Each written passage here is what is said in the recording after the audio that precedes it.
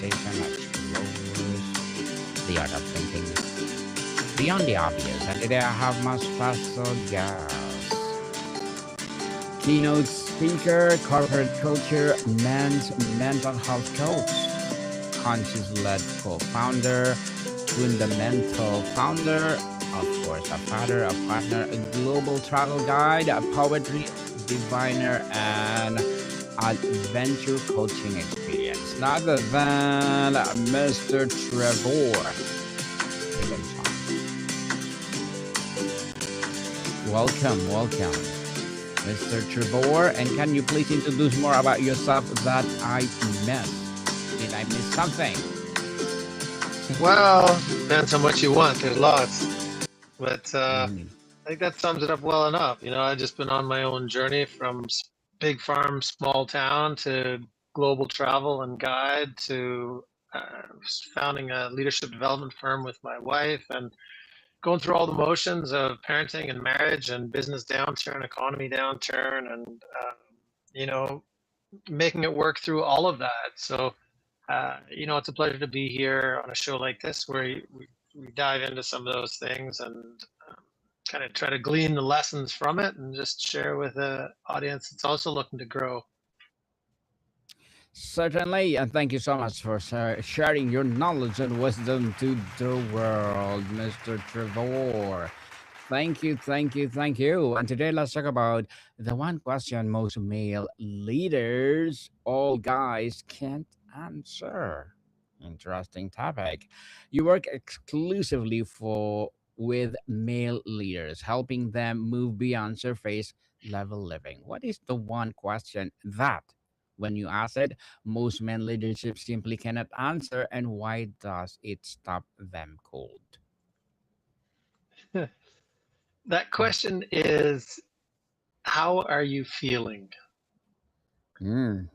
And I think it stops us cold because we're used to having the answers. We're used to knowing the solutions and being able to figure things out easily. But that is because we were groomed to do all of those things. And what we weren't groomed to do or raised and taught is to understand our emotions. Actually, we were taught the opposite. We were taught to hide our emotions, push them away, ignore them.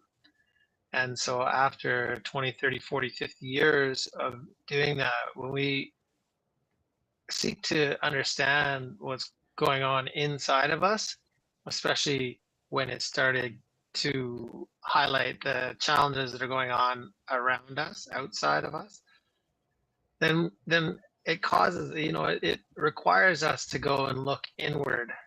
And that, for a lot of us, because we don't know how to do that, it really it's unsettling to us, and we don't like not having the answers. So um, yeah, it's a question that can kind of confuse us and at times frustrate us.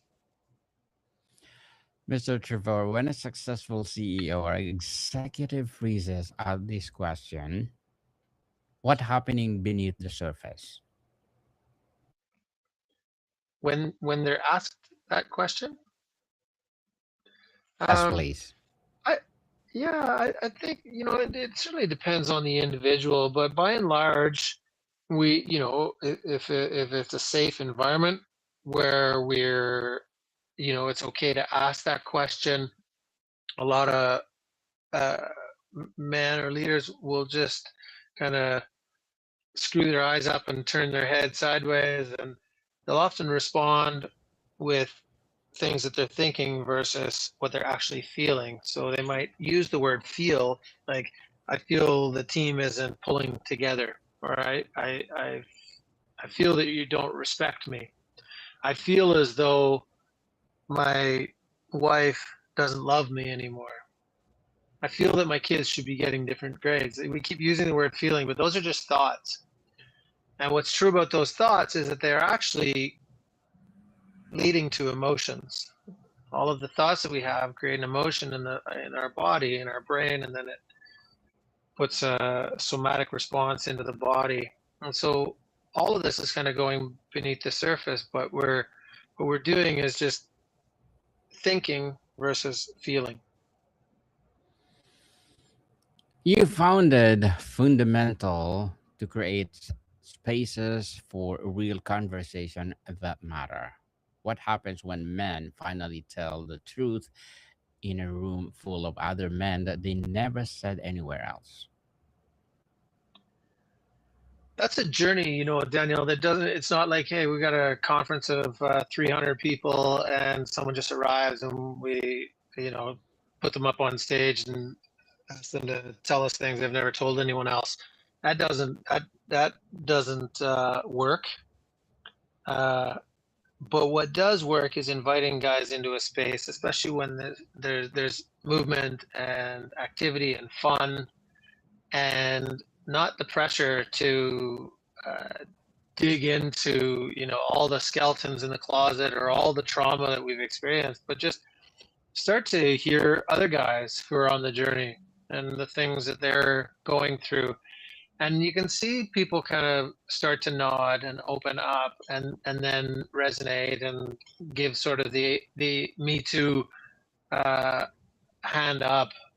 And then when they're invited to share a little bit more, whether that's on their first day in fundamental or whether they've come before, um, there's a real relief for guys where they realize all of a sudden they're not alone. They're not the only ones struggling with this, because that's often the case, is that we think nobody else could be going through what I'm going through. And this is embarrassing, and so I don't want to share it.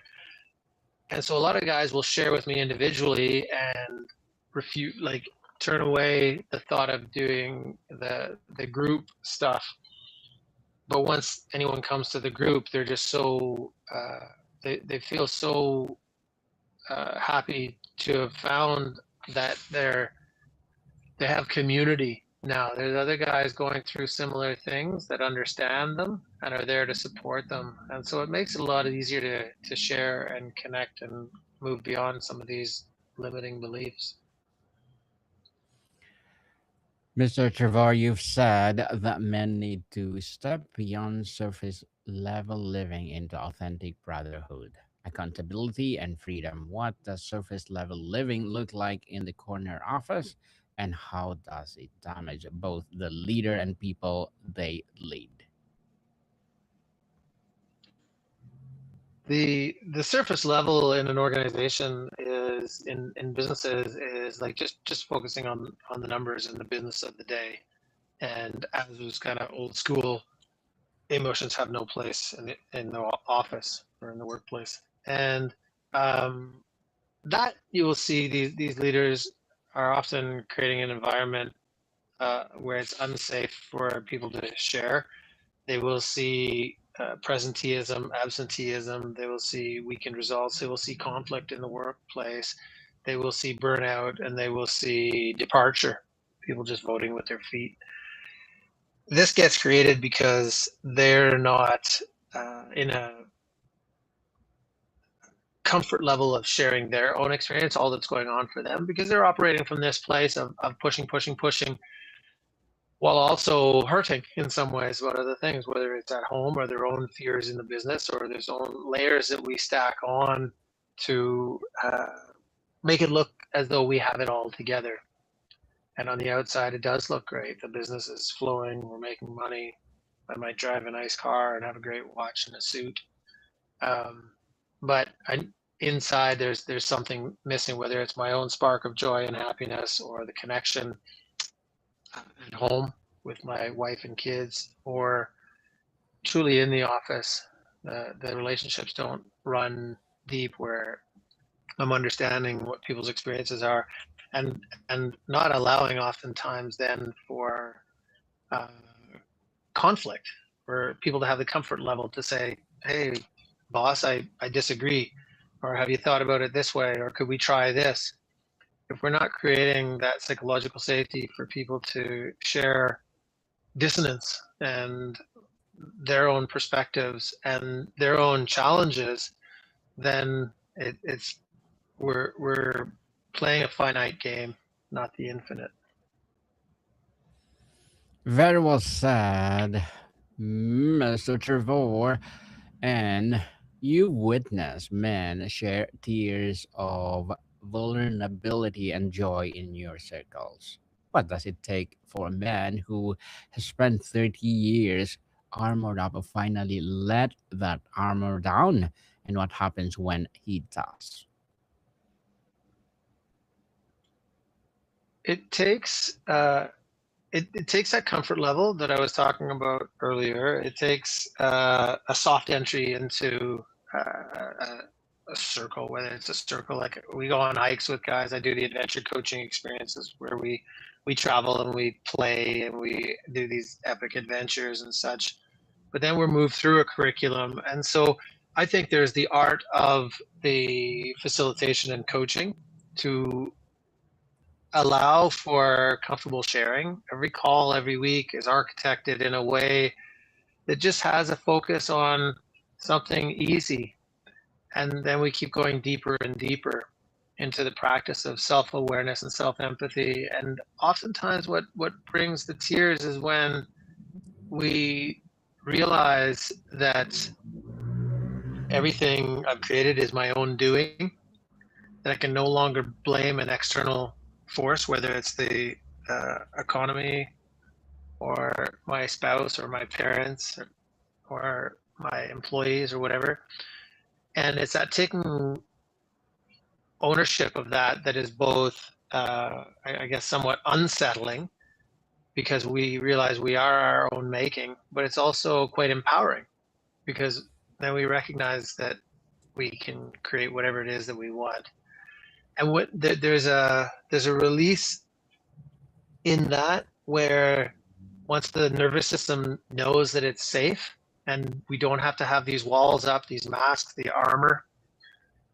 And once we realize we're in a community of people who are not judging us based on anything and that we can be our true selves, then that's when tears might flow.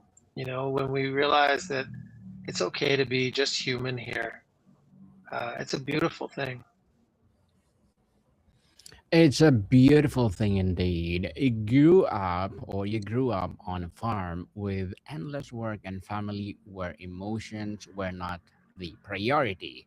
You've said that how we raise has gotten us to where we are and is also holding us back. What is the specific moment you realize your own upbringing was both gift and limitation? I think there was a time when I was running tree planting crews.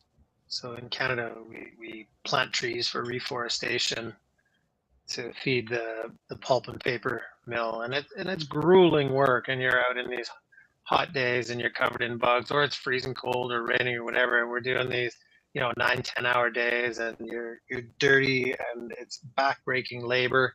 You're planting thousands of trees a day, and I had done it as a planter, and then I had kind of moved through to be a crew boss and such. And in that management role, there were guys who respected me as that hard worker, and but I would also push. I would push them because I knew they could do more, but I would also push for quality and all sorts of stuff. And I remember a time when these guys just kind of walked off the block. We call the block is out in the clear cuts where we're planting. And a guy had written me a note, and he said, "Trevor, you're amazing what you can do." He said, "And I can't live up to your standards."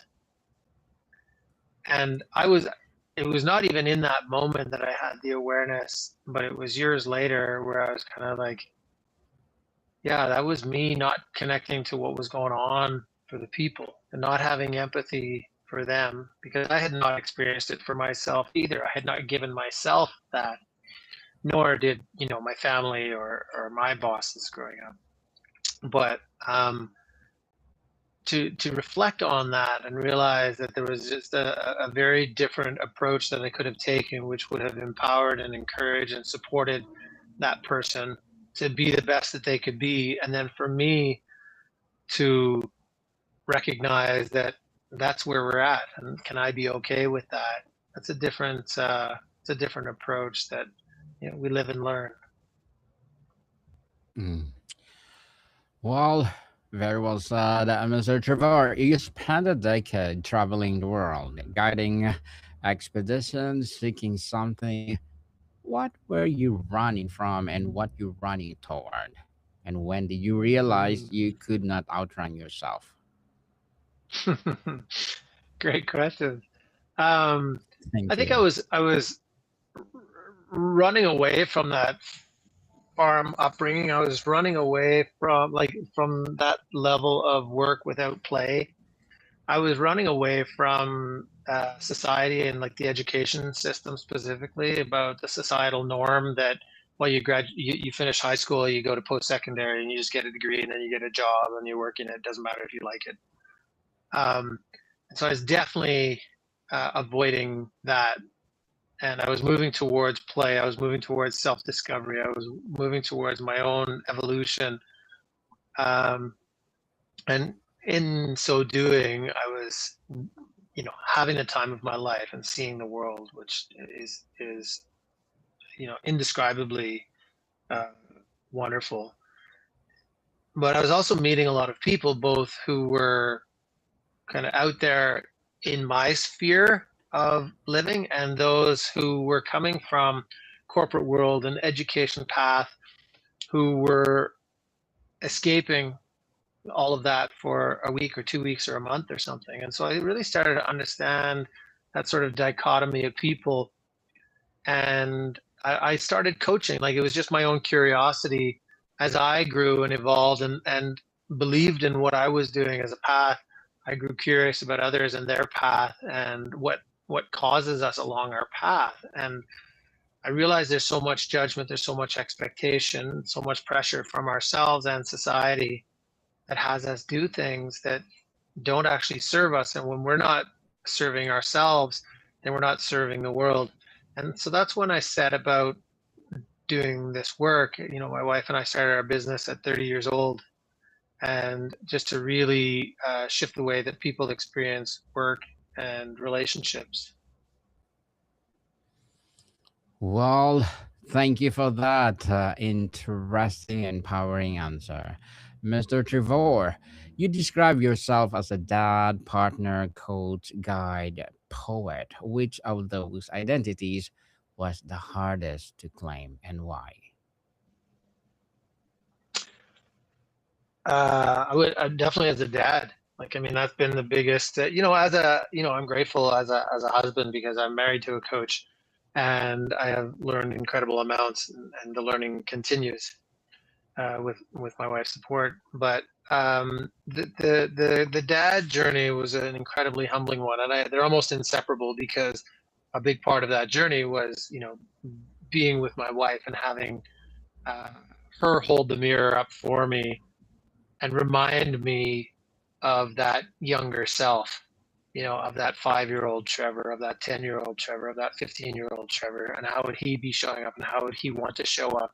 And just because, you know, mine was kind of, my upbringing was under an iron fist, and I knew I didn't want to do that, how can I continue to build connection versus just trying to control?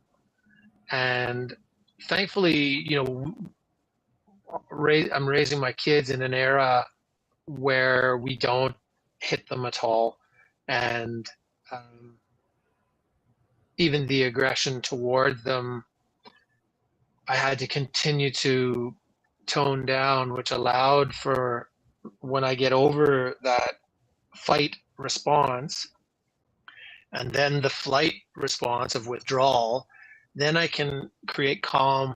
I did create calm within myself and understand what connection might look like, and then get to experience the results of that. And so over this, you know, 15, 16, 17 years that my children have been on this planet, my evolution as a father has been monumental. And I'm, you know, I'm grateful, and for them being confident enough to like call me on my BS, and proud to have kind of co-created that space where that can happen, and then chosen to take up the gauntlet and become that father. Well, that'd be amazing, Mr. Trevor. You profound father of two sons. How do you work with men? Connect with your hope for your sons and for the kind of men they'll become. Sorry, it was a question you were saying how to, yeah, can you repeat that question? Yes. You proud father of two sons, and how do you work with men? Connect to your hope for your sons and for the kind of men they'll become. Uh, okay, so how does my work with men connect to To parenting your and sons. what I want that Yes. outcome to be? Okay, yeah. So again, it's any of my coaching that I'm bringing is from my own lived experience, and not to say that I'm the expert at it, but I'm a practitioner. So I continue to practice these things, and it's what I see, like that concept of connection before control. Because as a parent, and this control, it's not like, hey, I need to control you. It's we're trying to control an outcome that you won't be a drug addict, that you won't skip school, that you will get into the university that I think will be best, that you will get a job, that you'll have a successful future. And we're living in this past, so we're actually living in fear of the way that you're behaving now. And so it creates this place of conflict oftentimes between us. So the way that I work with the dads and all the dudes in my in fundamental and ace and everything is to just start with self, because if we're in that reactive state, if we're not, it means we're not in connection with self. And until we get into connection with self, we're not going to be in connection with those around us, especially our kids with this young developing brain, and this especially teenagers, this uh, seeking autonomy at that age as well. So that can create great friction as well. So working with the guys is really about understanding what you need to do for yourself moment to moment when you feel triggered, frustrated, scared, and just through that, continuing to build connection. It's just realizing that I need to go back and pour love, pour love, pour love. That my kids are going through their own journey, and the biggest thing that I can do for them is love them. And so that journey starts with self and expands outward, as with all things. Mr. Trevor, to wrap up our discussion for today, if the man you work with could answer the unanswerable question, the one they could not touch at the beginning, what would their relationship look like?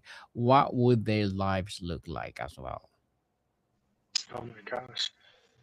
Well, and I hope this for everyone. If we can answer what it is, there's more aspects of it. There's the answering the question, but then there's also the doing something with the information. So if we have the self-awareness, then we're brought to this place of choice.